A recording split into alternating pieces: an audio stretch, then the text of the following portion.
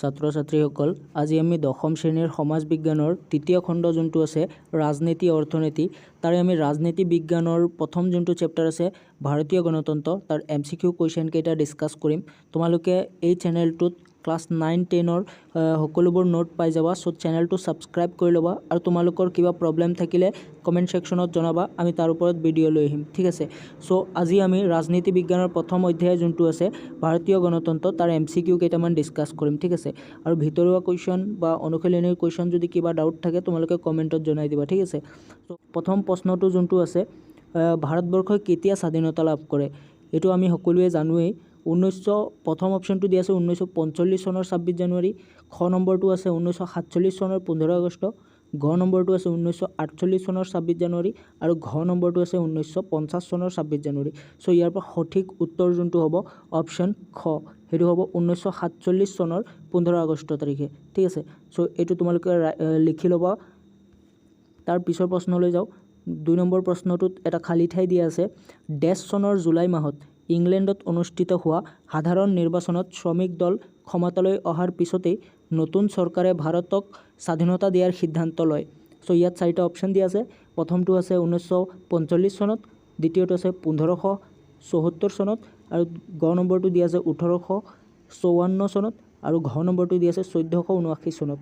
So ইয়াৰ যোনটো সঠিক উত্তৰ হ'ব অপশ্যন ক 1945 চনত, ঠিক আছে। সো তোমালোকে 1945 চন যোনটো আছে প্ৰথম অপশ্যন এইটো লিখি ল'বা, ঠিক আছে। তাৰপিছত 3 নম্বৰ প্ৰশ্নলৈ যাওঁ।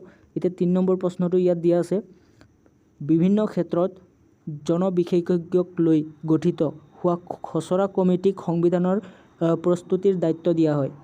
খচৰা কমিটিত সংবিধান প্ৰস্তুত কৰিবলৈ কিমানজনক দায়িত্ব দিয়া হৈছিল? তো ইয়াত অপশ্যন 4টা আছে। প্ৰথমটো আছে 4 জন, খ নম্বৰটো আছে 7 জন, গ নম্বৰটো আছে 5 জন, ঘ নম্বৰটো আছে 2 জন। সো আমাৰ ইয়াৰ সঠিক উত্তৰটো হ'ব 7 জন, অপশ্যন খ। তো তাৰপিছত 4 নম্বৰ প্ৰশ্নলৈ যাম এতিয়া। 4 নম্বৰ প্ৰশ্নটো আছে ভাৰতীয় সংবিধানৰ খচৰা সমিতিৰ অধ্যক্ষ কোন? অধ্যক্ষ হ'ল, ইয়াত 4টা অপশ্যন দিয়া আছে। সো প্ৰথম অপশ্যনটো আছে ডক্টৰ BR আম্বেদকাৰ, খ নম্বৰটো আছে ডক্টৰ ৰাজেন্দ্ৰ প্ৰসাদ আৰু গ নম্বৰটো আছে সৰ্বপল্লী ৰাধাকৃষ্ণন আৰু ঘ নম্বৰটো আছে জৱাহৰলাল নেহৰু। সো ইয়াৰ পৰা সঠিক উত্তৰটো হ'ব ডক্টৰ BR আম্বেদকাৰ, অপশ্যন ক, ঠিক আছে। সো অপশ্যন ক যোনটো আছে সেইটো তোমালোকে লিখি ল'বা।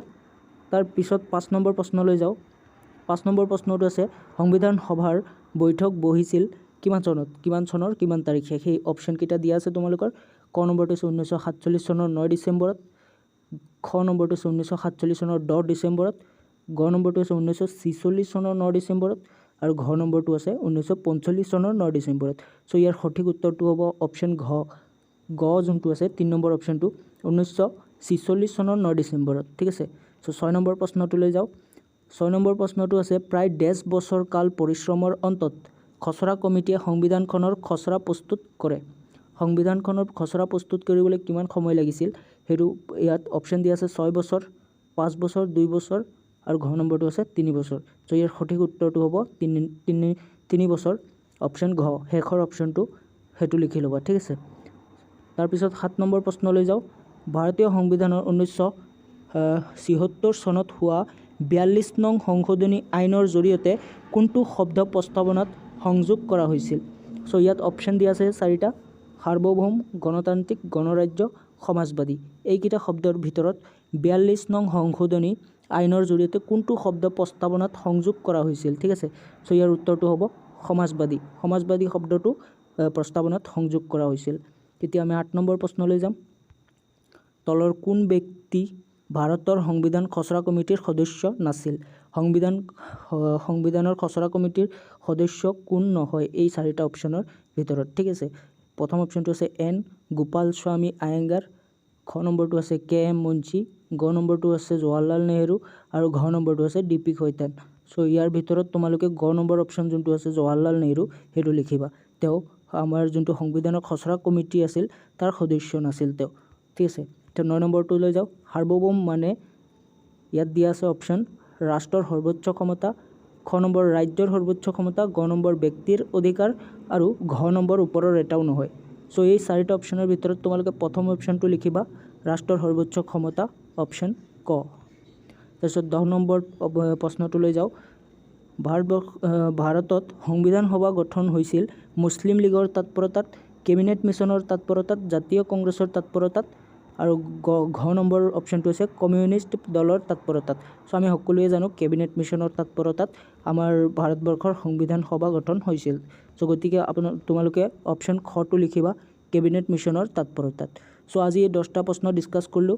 তোমালোকে MCQ কুৱেশ্যনবোৰ ইম্পৰ্টেণ্ট হয়, চ' ভালদৰে নোট কৰি যাবা। কিবা ডাউট থাকিলে কমেণ্ট ছেকশ্যনত জনাবা আৰু চেনেলটোত যদি প্ৰথমবাৰ আহিছা ছাবস্ক্ৰাইব কৰি ল'বা।